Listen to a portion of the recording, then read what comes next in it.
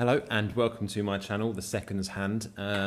This is a new channel and I've put two videos out and basically did a bit of a hatchet job on both those videos. The first one was a review of a Rado Captain Cook and it wasn't the best review.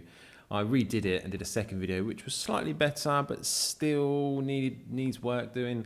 I said in that review, I believe that I just said I'm gonna keep on plowing through this and keep making content and keep making mistakes to get better. So hopefully this third video will be better than the last two, and hopefully at some point someone will subscribe to the channel. Please subscribe to the channel because I think I'm going to be the most unpopular channel on YouTube. I think I'm going to have to coerce my wife into becoming a subscriber just so I can say that I've got a subscriber.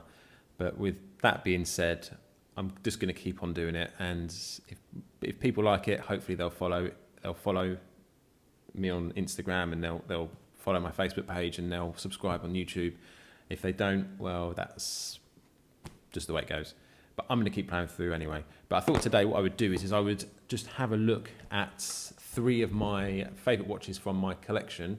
And these are three watches that vary in price and probably don't get enough wrist time, if I'm honest. But three watches that I absolutely love the aesthetics, and I really enjoyed finding them and brokering a deal with the people because they were bought second hand, or on the grey market as people call it. So I really enjoyed finding them and brokering a deal with those people and meeting those people and actually listening to the reasons why they bought the watches. So with that being said, let's dive into it. So the first is a Steinhardt Ocean One vintage chronograph. If I can get it to focus in on that. I'll have some more shots of these in the video once I edit it. But yeah, this watch is, I've been looking for one for ages, and I'd owned a Steinhardt before. I think it's called an Apollon, and it's a really thick puck looking kind of watch. It almost looks like a porthole in a ship, and I really loved it. Really loved it. It had an interchangeable bezel. It had various straps with it, so it was a really versatile watch. So I knew the brand and I really liked the brand, and I was looking at, before I got into higher end watches or more expensive, although this isn't that expensive, I had a watch, I think it was called an Ocean X, and it was this sort of style, this sort of like Rolex Daytona style watch with screw down pushers, with the three subdials, and I absolutely loved it. And it was a cheap watch. It cost me £60 on eBay, and it was an amazing watch. It had sapphire crystal, a quartz movement. It was a lovely bit of kit, but I wanted something, I sold that and I wanted something a bit better. So I wanted something Swiss, and I saw in my search for something in that sort of stylings, the Daytona stylings, I came across Steinhardt's Vintage One chronograph, and I absolutely loved it. And I found one on eBay, a second-hand one, and the guy that was selling it had it up for about £1,000 and UK pounds, and I couldn't justify the cost of it at the time, and I was absolutely beside myself. I really tried. I messaged him, tried to get a deal together, and he was having none of it. So I just kept my eye out on eBay, and lo and behold, this one came up, and it was through it was a company that were a bit like a cash generator company. They took in items for loan, and I think someone had loaned this or loaned against this, and they had it as collateral, and the person had defaulted on the loan that they had, which was sad for them, but really good for me because they put it up for auction to recoup their losses. And I got this. It started off at a penny auction, and I managed to get this for £480, so roughly about half the cost of the other second-hand one I saw on eBay. I mean, you can buy these brand new from Steinhardt, and their deliveries, I've bought various things from them, watches and accessories direct from them, and their delivery and customer service is impeccable. It's second to none. So if you can't find a second-hand Steinhardt, I would say if you can't find a second-hand Steinhardt at all, I would go straight to their website. I would even probably look at going straight to their website instead of second-hand for some of their models, because you get the manufacturer's warranty and you get the impeccable customer service from Steinhardt. I can't recommend them enough. So this retails on their website. I think you can have it delivered to the UK, and because we're no longer in the European Union, you don't pay the European taxes on them. So I think it roughly works out about €1,000. I don't know what that converts to into UK pounds, but it's, from my perspective, even as brand new from the retailer, this is a quality watch, and you're getting a lot of watch for that money, and a lot of guarantee from the watchmaker for that sort of money. So this is a really good model. It does obviously take its stylings from the Rolex Daytona, but it pays homage to it, and it doesn't try and replicate it, because this is a huge watch, really thick, big watch. That domed sapphire crystal really protrudes from the top of the case above the bezel. But it is a lovely watch. And if you like that styling of a Rolex Daytona, but like me, you can't afford one, this is a real good alternative, really good alternative. It has the ETA or ETA 2824-2 movement, which is an amazing movement. But it also has, the chronograph is a separate module that's attached to the movement to give it the chronograph function. So I'd say that's my number 3. Brilliant watch. Check them out.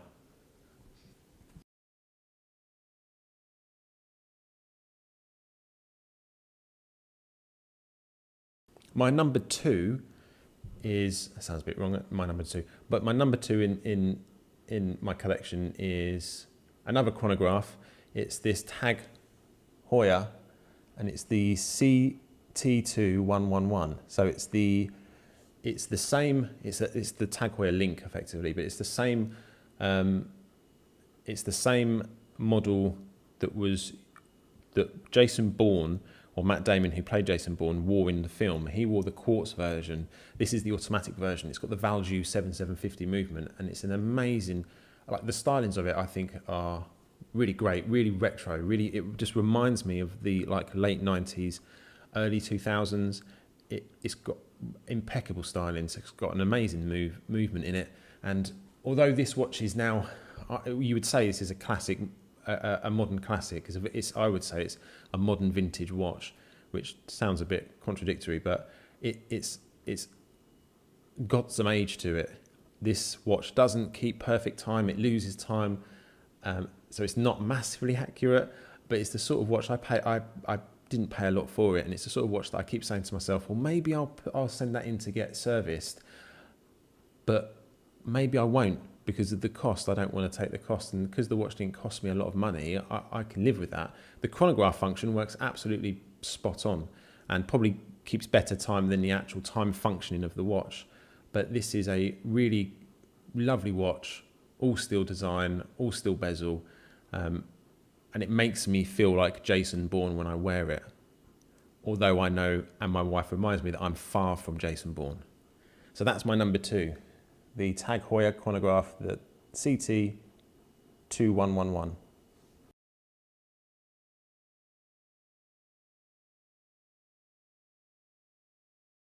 My number 1 in picking my collection at the moment, and this will probably change next week, this is how fickle I am, but the number 1 at the moment is this Omega Seamaster 300, and this is the reference 2220-8000, and it's the same reference that Daniel Craig wore in the film Casino Royale. In the beginning of the film, he wore Planet Ocean, and through the rest of the film, he wore this reference number.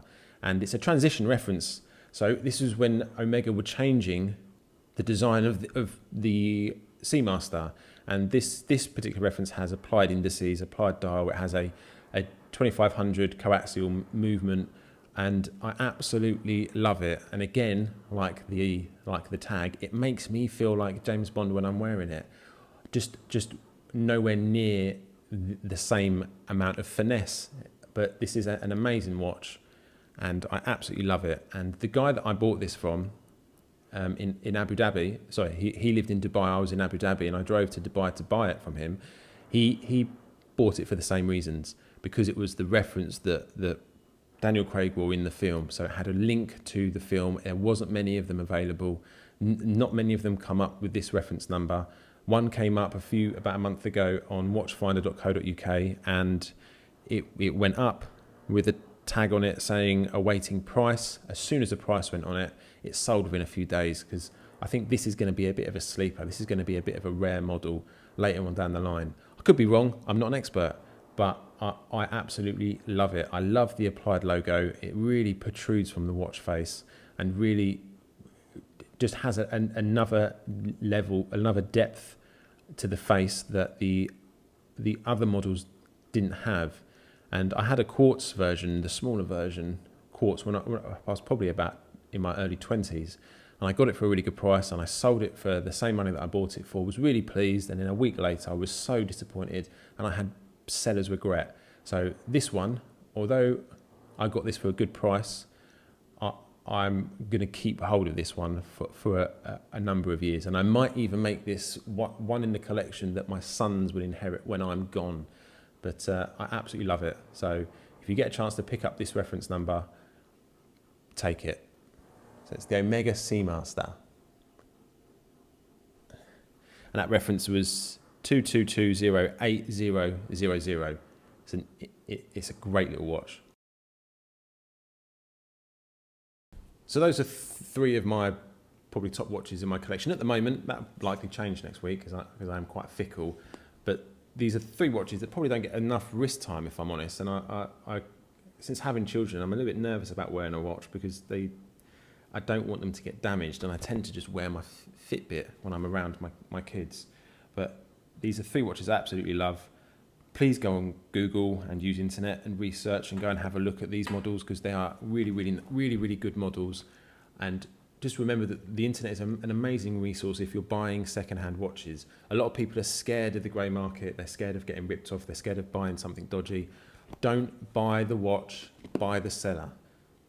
That is an amazing bit of advice that I picked up from a YouTube video. I can't remember who said it, but it was an amazing bit of advice. And so now I make a point of, if I can, meeting the seller, talking to the seller, looking in their eyes and making a judgment on them and not the watch.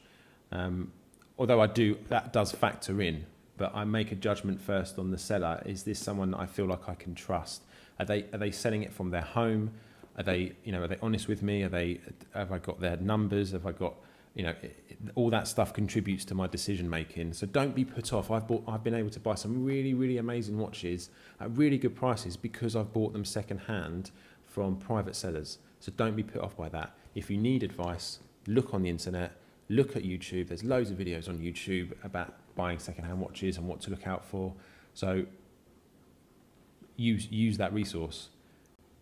So if you like this video today, if the content is getting steadily better over time, please leave a comment and let me know that. Even better, maybe subscribe. Yeah, do me a favour so I don't have to coerce my wife into subscribing. And I'm just going to keep ploughing on and making some more content. I think I'm going to look at potentially interviewing my son about my watch collection and asking him which ones he likes and what are his favourite, and get him involved in it.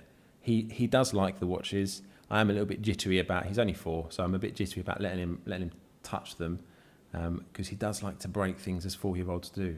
So I think that would be quite an interesting video, and it would be quite interesting to get his innocent idea of what these watches look like and what he thinks of them. So look out for that next video, and also look at my first 2 videos. Go if you want to support some charities. We're trying to support feedthechildren.org.